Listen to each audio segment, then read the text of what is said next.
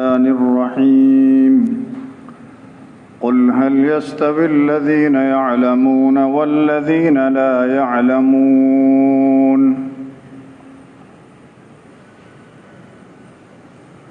قرآن کریم کی اس آیت کریمہ میں اللہ رب العزت ایک سوال کر رہے ہیں، کیا جاننے والے اور نہ جاننے والے برابر ہو سکتے ہیں؟ اسی مناسبت سے آج کی اس نشست میں ہم علم سے متعلق کچھ باتیں عرض کریں گے کہ علم کسے کہتے ہیں، اور یہ علم اس کی شان کیا ہے، اس علم کا مقام کیا ہے، اس علم کی اہمیت کیا ہے، اور یہ علم کیسے حاصل کیا جائے اور کس سے حاصل کیا جائے۔ انسان جب اپنے ماں کے پیٹ سے پیدا ہوتا ہے تو یہ سیکھا ہوا نہیں ہوتا ہے، اس کو کچھ پتہ نہیں ہوتا ہے، یہ ماں کے پیٹ سے باہر آ کے سب کچھ سیکھتا ہے، دنیا میں سیکھتا ہے۔ یہ دنیا سیکھنے کی جگہ ہے، علم کی جگہ ہے۔ قرآن کریم میں اللہ رب العزت ارشاد فرماتے ہیں، واللہ اخرجکم من بطون امہاتکم لا تعلمون شیئا وجعل لکم السمع والابصار والافئدہ۔ اللہ کی ذات وہ جس نے تمہیں تمہارے ماؤں کے پیٹ سے باہر نکالا، تم اس وقت کچھ جانتے نہ تھے، کسی چیز کا علم نہیں تھا، اللہ نے سیکھنے کے لیے اسباب عطا فرمائے۔ وجعل لکم السمع والابصار والافئدہ، تین چیزوں کا ذکر فرمایا، آنکھیں دی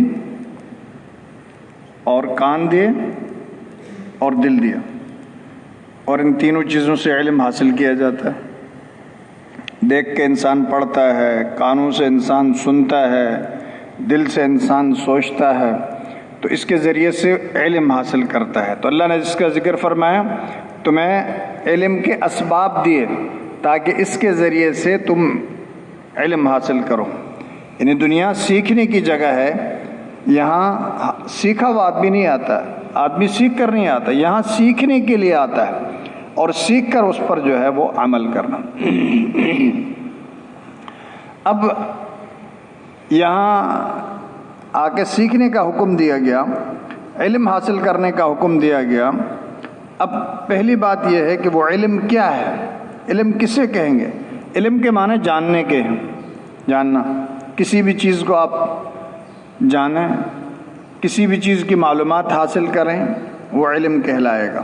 لوہے کا علم، لکڑی کا علم، زراعت کا علم، صنعت کا علم، حرفت کا علم، یہ سب علم ہے۔ طب کا علم علم ہے، لیکن ایک وہ علم ہے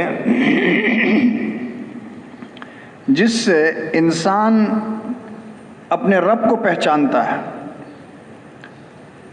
اور اپنے خالق اور مالک کو پہچانتا ہے، اور اس کی جو تعلیمات ہیں اس کو وہ جانتا ہے۔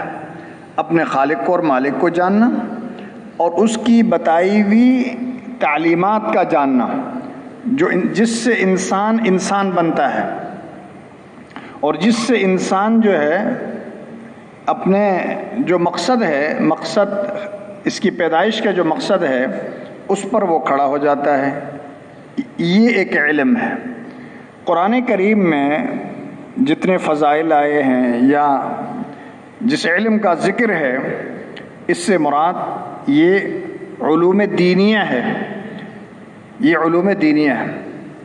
دیکھیں اس کی شان کیا ہے، اللہ خود دعا کروا رہے ہیں، دعا کرو وَقُلْ رَبِّ زِدْنِي عِلْمًا، رب زدنی علما، اے اللہ میرے علم میں اضافہ فرما۔ کون سا علم؟ دین کا علم، شریعت کا علم، جس سے بندہ اور رب کے درمیان تعلق پیدا ہو جائے، جس سے بندہ رب کا غلام بن جائے، اس کی اطاعت اور فرما برداری کرنے والا بن جائے، وہ علم حاصل کرو، اس علم میں اضافے کی دعا سکھلائی گئی ہے، رب زدنی علما، اور انما یخشی اللہ من عبادہ العلماء، بے شک اللہ تعالیٰ سے اس کے بندوں میں سے جو علماء ہیں وہ ڈرتے ہیں، ان کے دل میں اللہ کا خوف ہوتا ہے۔ کیوں؟ وہ علم حاصل کیا ہوا ہوتا ہے کہ جس سے اللہ اور بندے کے درمیان تعلق پیدا ہوتا ہے، اللہ کی پہچان، معرفت الہی، وہ علم جس سے معرفت الہی حاصل ہو، یہ علم دینیہ ہے، اس کی فضیلت قرآن اور حدیث میں آئی ہے۔ اب یہ علم حاصل کریں گے تو ہمیں کیا فائدہ ہوگا؟ ایک تو اللہ کے ساتھ تعلق قائم ہو جائے گا، اور دوسرا اللہ تعالیٰ وہ رتبہ عطا فرمائیں گے، وہ مقام عطا فرمائیں گے جو مقام کسی اور کو حاصل نہیں۔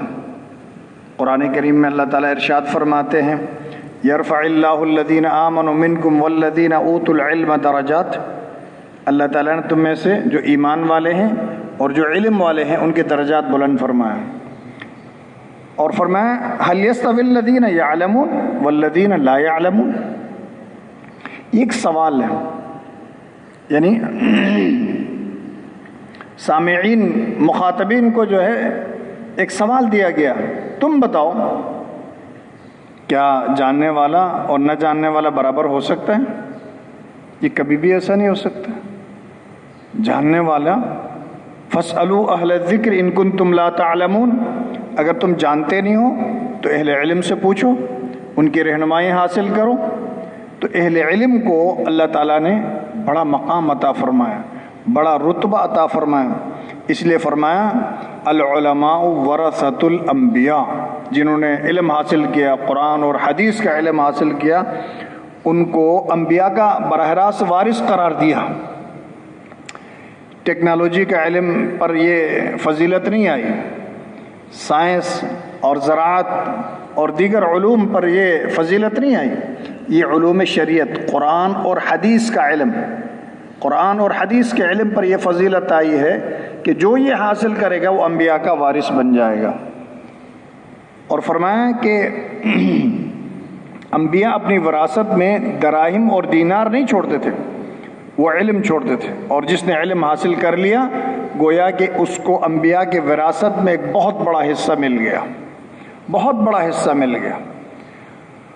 اور ایک حدیث میں آتا ہے من خرج فی طلب العلم فہو فی سبیل اللہ حتی یرجع، جو آدمی علم کے لیے، علم حاصل کرنے کے لیے نکلا، اس کی شان یہ ہے وہ اللہ کے راستے میں ہے جب تک کہ واپس نہ لوٹے، جب تک واپس نہ لوٹے، بہت بڑی بات۔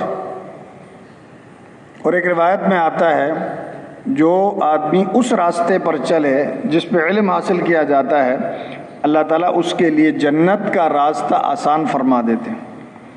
اور ایک روایت میں آتا ہے جو آدمی علم حاصل کرنے کے لیے نکلتا ہے، فرشتے تواضعاً اس کے پاؤں کے نیچے پر بچھا دیتے ہیں۔ اور ایک روایت میں آتا ہے جو آدمی علم حاصل کرنے کے لیے نکلتا ہے، اللہ اور اس کے فرشتے اور سمندر کی مچھلیاں اور بلو میں جتنی مخلوقات ہیں، یہ ساری کی ساری جو ہے اس کے لیے رحمتیں نازل کرتے ہیں، اور ان کے لیے استغفار کیا جاتا ہے کہ اے اللہ ان کی بخشش فرما۔ اللہ سے سوال کرتے ہیں ساری مخلوقات، اللہ ان پر رحمتیں نازل فرماتے ہیں۔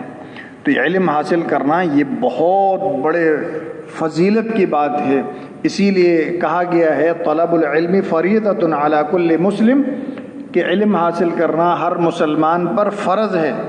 اس سے مراد دین کا علم ہے، نماز کا علم ہے، زکوٰۃ کا علم ہے، روزے کا علم ہے، حج کا علم ہے، روزمرہ زندگی کا علم ہے۔ یہ سیکھنا ہر مسلمان پر ضروری ہے، فرض قرار دیا گیا ہے، اس کے بغیر کوئی چارہ کار نہیں ہے۔ اور جس نے یہ علم حاصل کر لیا اس کا تو اللہ نے مقام ذکر فرمایا کہ کتنا اونچا مقام، اور جس کو یہ علم نہیں ملا وہ سب سے محروم انسان ہے، سب سے محروم انسان۔ آج ہم سوچیں کہ اس علم کے لیے جس علم کا ذکر اللہ قرآن میں فرما رہے ہیں، حدیث میں جتنی فضیلت آئی ہے، اس علم کے لیے ہم کتنی جدوجہد کر رہے ہیں، کتنی کوشش کر رہے ہیں، اور وہ علم جس سے صرف دنیا کا چند دنوں کا فائدہ ہے، اس کے لیے ہم کتنی کوشش کر رہے ہیں، کتنا اس پر سرمایہ لگ رہا ہے، جس علم کی وجہ سے ہماری دنیا بھی بنے گی اور آخرت بھی بنے گی۔ دیکھیں، انسان جب مرتا ہے، یہ علم ایسا ہے مرنے کے بعد بھی کام آئے گا۔ کیسے؟ حدیث میں آتا ہے کہ جب آدمی مر جاتا ہے اس کا عمل منقطع ہو جاتا ہے، الا من صدقۃ جاریہ، اگر کوئی صدقہ جاریہ کیا ہے اس کا اجر اس کو ملتا رہے گا قبر میں اور عالم برزخ میں اس کو ملتا رہے گا، او علم ينتفع به، یا پیچھے کوئی علم چھوڑ کر آیا ہو جس سے لوگ فائدہ حاصل کر رہے ہیں۔ انہیں علم کیسے چھوڑا؟ اس نے کوئی کتاب لکھی ہو، اس نے لوگوں کو سکھلایا ہو، اب وہ دوسروں کو سکھلا رہے ہیں۔ یہ علم ایسا ہے کہ موت کے بعد بھی آپ کو فائدہ دے رہا ہے۔ اس کے علاوہ کوئی ایسا علم بتاؤ تو صحیح کہ جو مرنے کے بعد بھی آپ کو فائدہ دے۔ آپ قبر میں چلے گئے، پیچھے سے آپ کو اس کا فیض آ رہا ہو، ایسا کوئی علم ہے ہی نہیں۔ اس لیے اس علم کو سیکھنے کا حکم دیا ہے، اور اس علم کی طرف ہمیں توجہ دینی چاہیے۔ قرآن صحیح طرح آنا چاہیے اور حدیث ہمیں سیکھنی چاہیے۔ جو روزمرہ زندگی سے متعلق جتنی اہم چیزیں ہیں، نماز کے مسائل، روزے کے مسائل، روزمرہ تجارت کے مسائل، یہ سب ہمیں جو ہے وہ علماء سے سیکھنا چاہیے۔ جناب نبی کریم صلی اللہ علیہ وسلم نے فرمایا، مجھے جو علم دیا گیا اور ہدایت دی گئی ہے، اس کی مثال ایسے ہی جیسے بارش کے مانند۔ بارش جب زمین پر جو ہے وہ پڑتی ہے تو زمین کا ایک حصہ اس کو جذب کر لیتا ہے، اس میں سے غلات نکلتے ہیں، گھاس پھوس نکلتا ہے، جس سے لوگ فائدہ حاصل کرتے ہیں۔ ایک زمین کا حصہ وہ ہے جو پانی کو جذب کرتا ہے، اس کو روک لیتا ہے، اور اس کے بعد لوگ اس سے پیتے ہیں، فائدہ حاصل کرتے ہیں، جانور بھی اس سے فائدہ حاصل کرتے ہیں۔ ایک وہ حصہ ہے نہ وہ پانی جذب کرتا ہے نہ پانی کو روکتا ہے۔ چٹیل جو ہے زمین ہوتی ہے، اس پر پانی گرتا اور ضائع ہو جاتا، بس وہ چلا جاتا ہے، اس سے نہ اس زمین کو کوئی فائدہ، نہ لوگ اس سے فائدہ حاصل کر سکتے ہیں، مخلوق خدا فائدہ حاصل کر سکتے ہیں، اس زمین کی کوئی حیثیت نہیں۔ اسی طرح اس علم کی بھی مثال ایسی ہی ہے کہ جب یہ علم لوگوں کے سامنے آتا ہے تو کچھ لوگ اس کو حاصل کرتے ہیں، پھر اس کو پھیلاتے ہیں، لوگوں تک پہنچاتے ہیں، اس کا فیض عام ہوتا ہے، یہ بہترین لوگ ہیں۔ اور کچھ لوگ ایسے ہوتے ہیں جو اس کی طرف سر بھی نہیں اٹھاتے ہیں اور اس کی توجہ بھی نہیں دیتے ہیں، اور وہ اس علم سے محروم ہوتے ہیں، نہ خود فائدہ حاصل کر سکتے ہیں اور فائدہ حاصل کرتے ہیں، نہ دوسروں کو ان سے فائدہ پہنچتا ہے۔ ان کی مثال وہ چٹیل زمین کی ہے کہ جہاں پر بارش تو ہو رہی ہے، بارش جذب بھی نہیں ہو رہی ہے، اور وہاں پانی جو ہے وہ جمع بھی نہیں ہو رہا، خود کو بھی کوئی فائدہ نہیں، دوسروں کو بھی کوئی فائدہ نہیں۔ اس لیے میرے دوستو علم حاصل کرنا چاہیے۔ اب رہی بات یہ کہ علم کس سے حاصل کریں؟ علماء سے حاصل کرنا چاہیے، جن کو حدیث میں یعنی انبیاء کا وارث قرار دیا ہے، ان سے علم حاصل کرنا چاہیے۔ کتابوں سے خود سیکھ کر علم حاصل، جیسے آج کل ایک سلسلہ چل رہا ہے کہ ان کا کوئی استاد نہیں ہے، خود سے جو ہے کتابوں سے علم حاصل کر کے جو ہے وہ لوگوں کو سکھلاتے ہیں، ان کے گمراہ ہونے کا قوی امکان ہے۔ ہمارا ایک سلسلہ ہے، دیکھیں اللہ تعالیٰ نے حضرت جبرائیل علیہ السلام کو سکھلایا، بتلایا۔ جبرائیل علیہ السلام انبیاء علیہ السلام کو آگے بتاتے تھے، انبیاء علیہ السلام ان کے حوارین کو امت کو بتاتے تھے، وہ پھر آگے دوسروں کو بتاتے تھے۔ یہ سلسلہ سینہ در سینہ چلا آ رہا ہے، ہر ان استادوں سے ہمیں علم ملا۔ تو یہ علم جو ہے استادوں سے سیکھنا چاہیے، جو لوگ قرآن اور حدیث کو صحیح جانتے ہیں سند کے ساتھ، جنہوں نے علم حاصل کیا ہے انہی سے سیکھنا چاہیے۔ آج کل جیسے یوٹیوب سے اور دوسری کتابوں سے خود بخود جو ہے لوگ سیکھنے کی کوشش کرتے ہیں، ایسے لوگوں سے علم حاصل کرنے کی کوشش کرتے ہیں جن کی جو صورت شکل بھی جو ہے وہ انبیاء والی نہیں ہے، اور جن کے اخلاق اور کردار بھی جو ہے نا وہ ٹھیک نہیں ہے، بس صرف علم حاصل کرنے کی کوشش کرتے ہیں ان سے، تو ان سے گریز کرنا چاہیے۔ ایسے لوگ جو متبع سنت ہیں، قرآن و حدیث کو جانتے ہیں، اور ہمارا ایک سلسلہ ہے، اس سلسلے کے ساتھ جو ہے جو جڑے ہوئے ہیں، جو جا کر حضور اکرم صلی اللہ علیہ وسلم تک پہنچتا ہے، اس پر بڑی محنت ہوئی ہے، کتابیں لکھی گئی، امام بخاری رحمۃ اللہ علیہ نے حدیث پر بخاری لکھی، امام ترمذی نے حدیث پر جو ہے وہ ترمذی لکھی، اس طرح بڑی محنت کر کے اس پر کتابیں لکھی گئی، علماء نے کام کیا ہے۔